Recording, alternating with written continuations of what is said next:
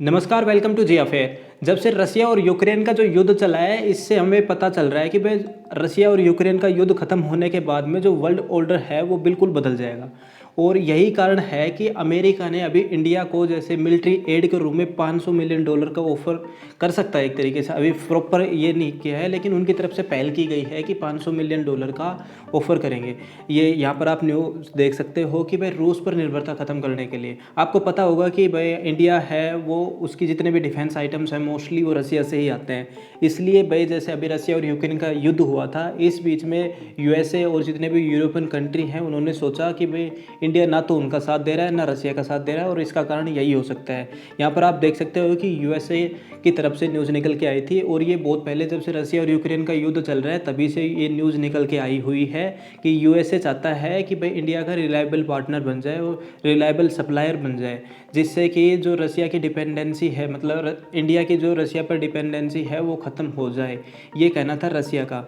और दोस्तों, जो 500 मिलियन डॉलर है एक तरीके से मिलिट्री एड इस तरीके से है कि जैसे गवर्नमेंट क्रेडिट ऑफ लाइन वो देती है ना दूसरे कंट्रीज़ को, उसी तरीके से है। जैसे हम रसिया अमेरिका से जब कोई भी वेपन खरीदेंगे, कैसी भी कंपनी जैसे बोइंग वगैरह है, लोकहीड मार्टिन है, ऐसी कंपनी है, वहाँ से जब वेपन खरीदेंगे तो रशियन जो अमेरिकन गवर्नमेंट है वो उसमें जैसे डिस्काउंटेड रेट पर देगी। जैसे भाई अमन ने खरीदा 5 बिलियन डॉलर के वेपन खरीदे तो उसमें 500 मिलियन डॉलर की छूट मिल जाएगी एक तरीके से। इस तरीके से कहा गया है, और हमारे इंडियन गवर्नमेंट ने इसको पहले ही मेंशन कर दिया था कि भाई हम रसिया से इसलिए वेपन खरीद रहे हैं क्योंकि रसिया के वेपन टिकाऊ भी हैं और सस्ते भी मिल जाते हैं।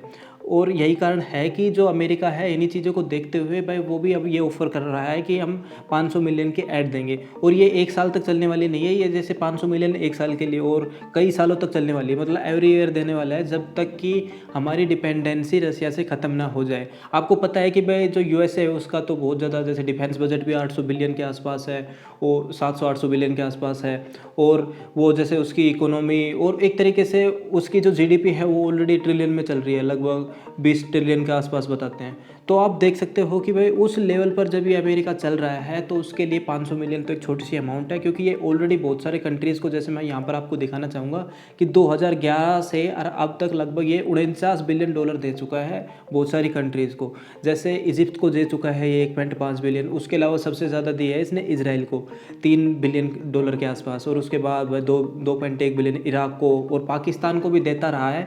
जब से जैसे डोनाल्ड ट्रंप की सरकार आई थी तब से बंद किया है, उससे पहले यूएसए मिलिट्री एड देता था पाकिस्तान को अफगानिस्तान में काउंटर, जितने भी टेररिस्ट थे उनको काउंटर करने के लिए।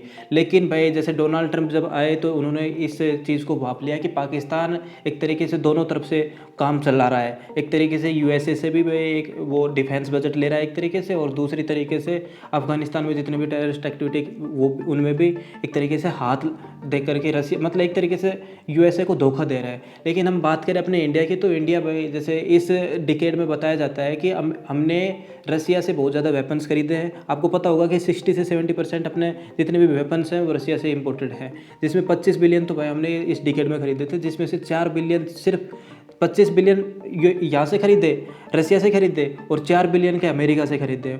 लेकिन जो अमेरिका है वो चौथे नंबर पर आता है डिफेंस सप्लायर में। जैसे अपने इंडिया जहाँ से भी इंपोर्ट करते हैं उसमें चौथे नंबर पर अमेरिका आता है, पहले नंबर पर आता है रसिया, उसके बाद आता है भाई फ्रांस, और फिर इजराइल, और फिर ये आता है ये अमेरिका।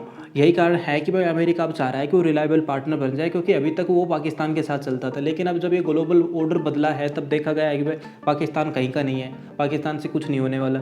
तब उन्होंने देखा कि इंडिया की पोजीशन बहुत अच्छी है, और इंडिया के अलावा यदि इंडिया रसिया चाइना और इस गुट में मिल जाता है तो एक तरीके से यूएसए को, मतलब यूएसए के द्वारा रसिया को हराना इम्पॉसिबल हो जाएगा। यदि इंडिया भी जो डेमोक्रेसी अपना, आपको पता है कि भाई यूएसए डेमोक्रेसी का एक तरीके से बोला जाता है, डेमोक्रेसी बोल के ही पूरी दुनिया में बंटाधार करवा रखा है।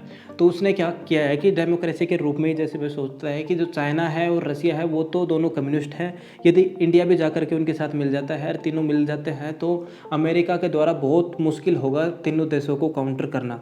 इसलिए इनके द्वारा ये प्लानिंग की जा रही है, क्योंकि इतने दिनों से जैसे आपने देखा होगा रसिया और यूक्रेन का जो युद्ध चल रहा है, इसमें अपनी इंडियन गवर्नमेंट ने कोई भी क्रिटिसिज्म नहीं किया है रसिया का। और इसका बहुत सारे कारण हैं, क्योंकि भाई जैसे हम इंडिया रसिया पर बहुत सारे डिपेंडेंस है। लेकिन अब मैं बात करना चाहूँ भाई, रसिया दुनिया का 20% डिफेंस एक्सपोर्ट करता है दूसरे कंट्रीज़ को। उससे पहले अमेरिका आता है जो दुनिया में लगभग 37% डिफेंस एक्सपोर्ट करता है, मतलब डिफेंस आइटम बनाता है। 37% दुनिया के जितने भी डिफेंस से रिलेटेड आइटम्स बेचे जाते हैं, जितने वेपन्स बेचे जाते हैं, उसमें 37% हिस्सेदारी अमेरिका की है।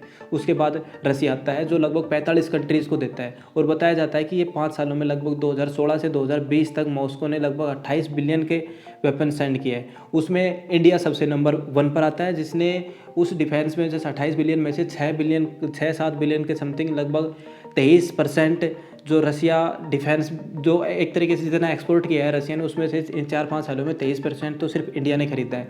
उसके बाद चाइना आता है, उसके बाद भाई अल्जीरिया, फिर इजिप्ट, फिर वियतनाम, फिर कजाकिस्तान, फिर इराक, बेलारूस और बहुत सारे कंट्रीज़ हैं, इराक वगैरह, तुर्की वगैरह करके बहुत सारे कंट्रीज़ हैं। तुर्की ने जैसे S-400 खरीदा था, और ये तुर्की नाटो भी कंट्री है, इसलिए इन्होंने जैसे सैंक्शंस भी लगा दिए थे। लेकिन यही इंडिया के साथ भी बोल रहे हैं कि आप S-400 भी खरीद रहे हो, लेकिन यूएस गवर्नमेंट कुछ नहीं बोल पाई इस चीज़ पर। हम जैसे भाई बहुत सारी चीज़ें खरीदते हैं, जैसे भाई हमारे जितने भी आप फाइटर प्लेन सुनते होगे ना, जैसे सुकोई, और भाई MiG-29, MiG-21, वो हमारे इंडिया में मतलब आप देख पाओगे यहाँ पर 39, 22 और 9%। 39% तो सुकोई है, 22% सिर्फ MiG-21 है, और फिर 9% MiG-29 है। तो यहाँ पर आप देख सकते हो कि लगभग 70 से 80% तो यही वेपन हो जाते हैं जो रशियन ओरिजिन के हैं। यहाँ पर आप देख पाओगे, यही कारण है कि भाई हमारी इंडियन एयरफोर्स भी इस पर डिपेंडेंस है। अरे इसके अलावा भाई बहुत सारी चीज़ें हैं, जैसे ब्रह्मोस मिसाइल हमारी, बोला जाता है हम खुद भाई इस पर एक तरीके से कॉन्फिडेंट है कि हमारे पास ब्रह्मोस जैसी क्रूज मिसाइल है, जो आवाज़ की स्पीड से बहुत ज़्यादा तेज़ चलती है। इसमें भी जैसे ब्रह्मोस नाम है, इसमें भी भाई ये भी रसिया की ही टेक्नोलॉजी के बेस पर हमने बनाई है। रसिया ने हमारे साथ टेक्नोलॉजी शेयर की है, जिसमें का नाम भी भाई रसिया की एक नदी मोस्कोवा करके नदी है, और हमारी इंडिया की ब्रह्मपुत्र नदी है, उसके नाम पर पड़ा है ब्रह्मोस, इसलिए इसे ब्रह्मोस कहा जा रहा है। ये भी रशियन टेक्नोलॉजी के बेस भी है। इसके अलावा भाई हम रसिया पर डिपेंडेंस मतलब अदर सेक्टर्स में भी हैं, जैसे कि भाई न्यूक्लियर पावर प्लांट्स में हमारे यहाँ पर जैसे रसिया के द्वारा बहुत सारे न्यूक्लियर पावर प्लांट्स चलाए जा रहे हैं। लेकिन इस मामले में आप देख सकते हो कि भाई ये जैसे यूएसए अभी ऑफर करने स्टार्ट कर चुका है, और यहाँ से रसिया से भी हमें डिफेंस, एक तरीके से रसिया पर भी डिफेंस के मामले में एक तरीके से डिपेंडेंस थे।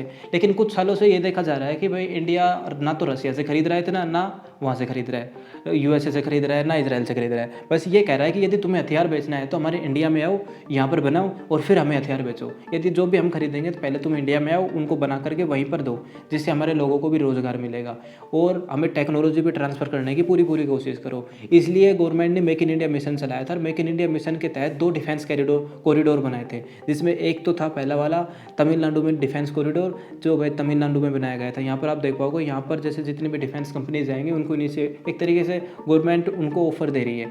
दूसरा उत्तर प्रदेश में डिफेंस कॉरिडोर बनाया गया था, यहाँ पर आप देख पाओगे। इसी बीच में जैसे दोस्तों ये यूएसए जो ऑफरिंग कर रहा है, ये ऐसा नहीं है कि 1 साल के लिए ऑफर कर रहा है, ये एवरी ईयर दिए जाएंगे, और डिस्काउंटेड रेट पर जैसे वेपन दिए जाएंगे यदि आप यूएसए से ही खरीद रहे हो।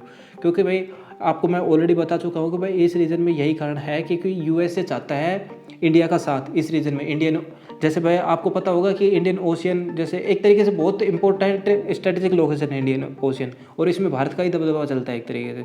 तो इसलिए यूएसए इंडिया का इसलिए भी सहायता चाहता है, और डेमोक्रेसी भी है, और एक तरीके से यही कारण है, क्योंकि यूएसए चाहता है कि यदि इंडिया जैसी कंट्री यदि रसिया का समर्थन करने लग जाती है, रसिया की तरफ चली जाती है, तो यूएसए को इससे हैवी लॉसेस हो सकते हैं। इसलिए दोस्तों यदि आपको वीडियो अच्छी लगी हो तो लाइक करना, शेयर करना और सब्सक्राइब ज़रूर करना।